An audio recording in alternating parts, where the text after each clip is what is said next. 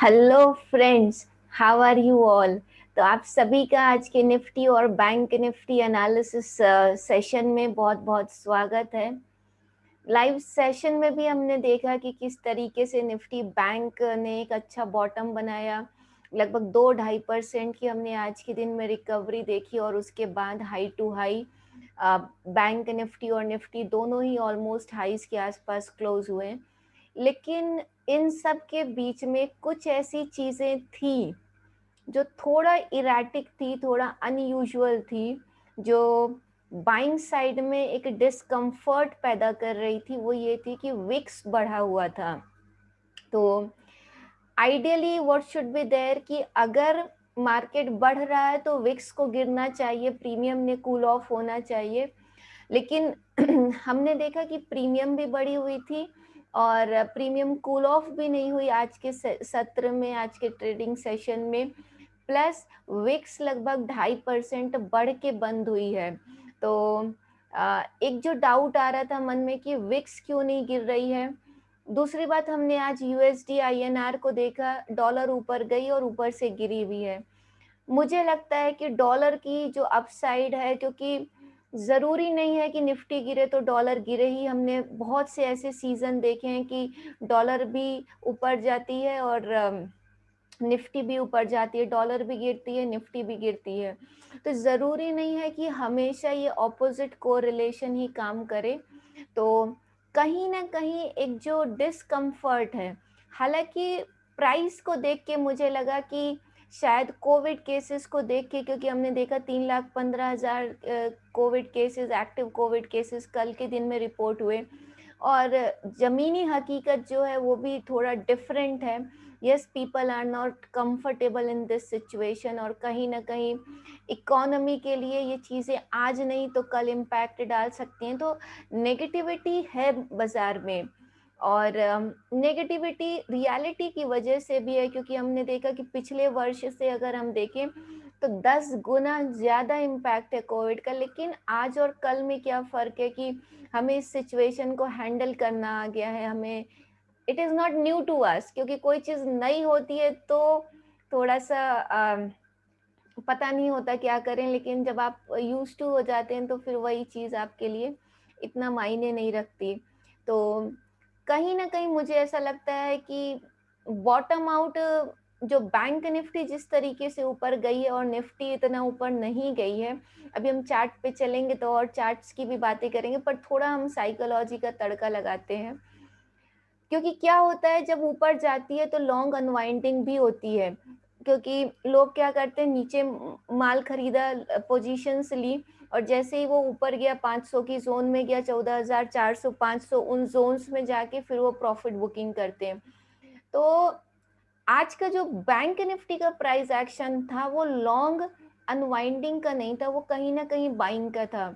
मुझे ऐसा लगता है, जहां तक मेरा 11 वर्षों का एक्सपीरियंस है इस स्टॉक मार्केट में, कि ये बैंक निफ्टी अब जो फॉल आएगी भी निफ्टी में, उसमें बैंक निफ्टी पार्टिसिपेट नहीं करेगी। बैंक निफ्टी ने एक अर्ली साइन दे दिया है कि हमें ज्यादा नीचे अब नहीं जाना है। निफ्टी ने जाना है तो जाए, बैंक निफ्टी ने कह दिया कि अब हमें ज्यादा नीचे नहीं जाना है। और मुझे लगता है आज का हमारा लो 30,555 का है और पहले का लो 30,400 के 30,400 के आसपास का था। इट माइट बी पॉसिबल कि बैंक निफ्टी अब अपने लोज नहीं काटे।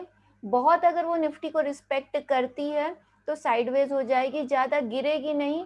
लेकिन अगर अप साइड में नहीं गई तो गिरेगी नहीं, बस इतना ही उसका सहयोग निफ्टी के डाउन साइड के कंप्लीशन के लिए काफी होगा। तो मेरे हिसाब से, क्योंकि बैंक निफ्टी में सेल ऑफ भी ज्यादा आया था, बैंक निफ्टी गिरी भी ज्यादा है, ओवरसोल्ड वगैरह भी है, आरएसआई भी ओवरसोल्ड है, वो सब है। तो कहीं ना कहीं बैंक निफ्टी ने एक अर्ली साइन दे दिया है। अब जो बची हुई सेल ऑफ है, जो बचा हुआ डाउन साइड है, वो निफ्टी का भी जल्दी ही कंप्लीट हो जाना चाहिए। उसके बाद निफ्टी और बैंक निफ्टी दोनों ने ऊपर जाना चाहिए। तो कल फ्राइडे है, Fridays are always special, yes. और अगले हफ्ते फिर हमारी एक्सपायरी है, तो 5 दिन उधर के और एक कल का छठा दिन है। 6 दिन हमारे पास हैं और इन 6 दिनों में, क्योंकि 2 मई को हमारे चुनाव के रिजल्ट्स आ जाएंगे, तो जो कुछ भी होना है, प्राइस में मूव आनी है, प्राइस एक्टिविटी होनी है, वो इन 6 दिनों में ही होनी है। और मुझे लगता है इन 6 दिनों में भारत में, हमारे भारत में कोविड केसेस में भी नियंत्रण आना चाहिए, और कुछ अच्छी न्यूज़ भी, क्योंकि कुछ तो अच्छा ट्रिगर चाहिए बाजार को अब यहाँ से ऊपर जाने के लिए, तो कुछ अच्छे ट्रिगर्स भी आने चाहिए, और जितना भी डाउनसाइड प्राइस का बचा हुआ है वो आने वाले 6 दिनों में आ जाना चाहिए। तो ये एक हमारा ब्रॉडर व्यू है, एक बड़ी पिक्चर है मार्केट की। ओवरऑल अगर आप मुझसे पूछें तो जो चैनल बना है निफ्टी में 14,050-60 का, उसका जो लोअर रेंज आ रही है, मैक्सिमम अगर निफ्टी में जो फॉल एक्सपेक्टेड है मुझे 14,000-14,050 के जोन्स तक की फाइनल फॉल मुझे एक्सपेक्टेड है।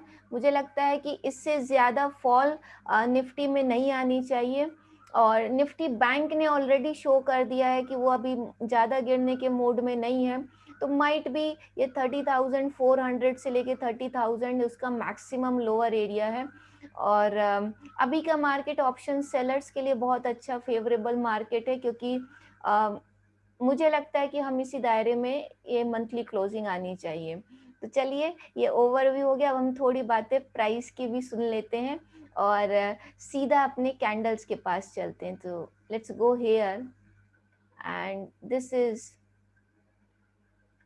ये डॉलर का चार्ट है, और डॉलर में हम देखें तो मैं वीकली चार्ट इसका देख रहे थे, ये इसका टॉप लगा था, डॉलर ने जो हाई लगाया था 77.0675 का, और ये लो लगा था 72.3050 का। अब ये पूरे जोन का अगर हम रिट्रेसमेंट ड्रॉ करें तो कहीं ना कहीं हम 62% है। मुझे लगता है आज डॉलर ने एक टॉप बना दिया है, आने वाले दिनों में डॉलर को इस टॉप के ऊपर नहीं जाना चाहिए, और अगर ये गिरना शुरू करती है तो पहला टारगेट इसका 74.20 से 10, यानी 1 रुपए तक की गिरावट आने वाले 10-15 दिनों में डॉलर में आ सकती है। तो एक तो ये डॉलर का टॉप बन गया ऐसा लग रहा है। दूसरी बात, अगर हम निफ्टी को देखें तो निफ्टी ने इस कैंडल की पियर्सिंग की है, लेकिन जिस तरीके से वो अपने ही डाउन ट्रेंड में चलती हुई आ रही है, तो ऐसी सिचुएशन में अगर हम देखें तो जनरली इस तरीके की पुल बैक्स के बाद बाजार फिर से गिरा है, तो एक आध दिन की तेजी हम और देख सकते हैं। मतलब ये है कि हो सकता है कि कल फर्स्ट हाफ में, देखिए इसमें भी पियर्सिंग बनी है, अगर यही चीज हम निफ्टी बैंक में देखें तो इसी एवरेज का रेजिस्टेंस लेके बैंक निफ्टी गिरती हुई भी आ रही है। तो अगर ज्यादा पुल बैक आता है तो अगले मूविंग एवरेज तक, यानी 32,600-500 की रेंज में आ सकता है। तो मुझे ये लगता है कि हो सकता है कल के first half of the day में हम यहाँ से ऊपर जाएं, क्योंकि जिस तरीके की क्लोजिंग हुई है it is very much possible कि हम यहाँ से ऊपर जाएं, और फिर second half of the day में हमको बाजार में प्रॉफिट बुकिंग देखने को मिले, और निफ्टी और बैंक निफ्टी वापस अपने लोस की तरफ चल दें। ओवरऑल मुझे लगता है कि एक्सपायरी के पहले तक बॉटम बनना चाहिए, अभी बॉटम शायद नहीं बना है। बाकी इस पे जो मोहर लगेगी, इस पे जो कंफर्मेशन आएगा, वो कल के प्राइस एक्शन पे आएगा।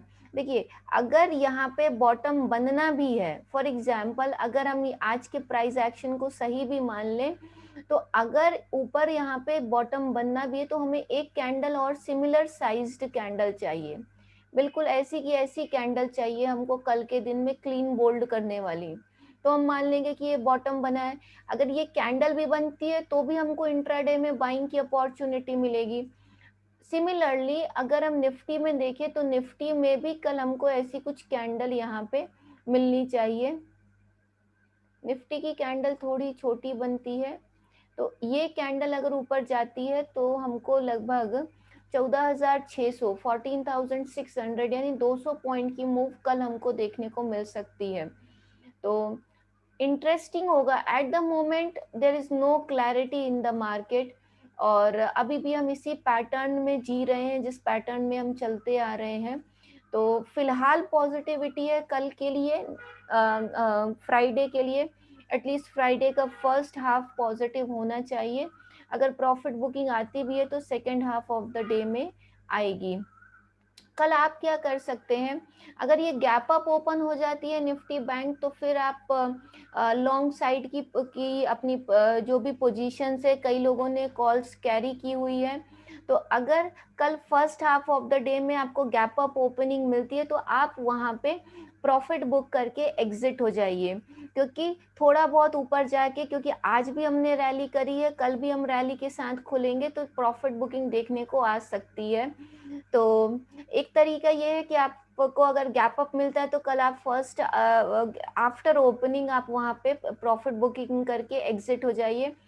दूसरी चीज इसमें यह है कि अगर कल हम नीचे खुलते हैं, सुप्रीम कोर्ट ने जो इमरजेंसी की न्यूज लगाई है या जो भी कारण से, अगर कल हम गैप डाउन खुल जाते हैं या जेन्युइनली 80-100 पॉइंट की हमको निफ्टी में और 300-400 पॉइंट की बैंक निफ्टी में प्रॉफिट बुकिंग देखने को मिलती है, तो हम फिर वहां पे बाइंग कर सकते हैं। तो दो सलाह है, एक तो हमें डिप्स पे बाइंग करनी है अगर हम नीचे ओपन होते हैं तो, और अगर प्राइस गैप अप करती है तो फिर हम वहां पे लॉन्ग पोजीशंस में प्रॉफिट करके बेचे या ना बेचे, वो फिर प्राइस एक्शन देखना पड़ेगा इंट्राडे का, लेकिन हाँ प्रॉफिट बुक करके निकल सकते हैं। Don't over stay your welcome, क्योंकि मार्केट में अभी भी अनसर्टेनिटी उतनी ही है। जब तक हमारे पास गुड न्यूज़ नहीं आ जाती है, वो चीज़ प्राइस में रिफ्लेक्ट नहीं होती। हालांकि मुझे ये चीज़ आज का प्राइस देख के लग रही है कि लोगों को डर लग रहा है बाजार खरीदने में, बाजार को ऊपर जाने में डर नहीं लग रहा है, समझ रहे हैं? तो बाजार कोलैप्स नहीं होगी, ये बाजार बहुत ज्यादा नीचे नहीं गिरेगी। एक मैसेज जो पूरे प्राइस एक्शन से बिल्कुल साफ है, बिल्कुल क्लियर है, बाजार ज्यादा गिरने के मूड में नहीं है। अब ये तंग करने के मूड में है, 14,500 से लेके 14,100 के बीच में लोगों को स्विंग कराते हुए तंग कर सकती है, लेकिन बहुत गिरने के मूड में नहीं है। तो कल क्या करना है, कल फिर हम अपने सेशन में देखेंगे। आज के प्रॉफिट्स की आपको ढेर सारी शुभकामनाएं। आज आप सभी ने फ्री टेलीग्राम चैनल ज्वाइन भी किया था और हमने दोनों लॉन्ग पोजीशंस में प्रॉफिट भी बनाया है। तो विक्स बढ़ी हुई है मार्केट में, ये बात ध्यान रखें, और विक्स जल्दी ही कूल ऑफ होगी।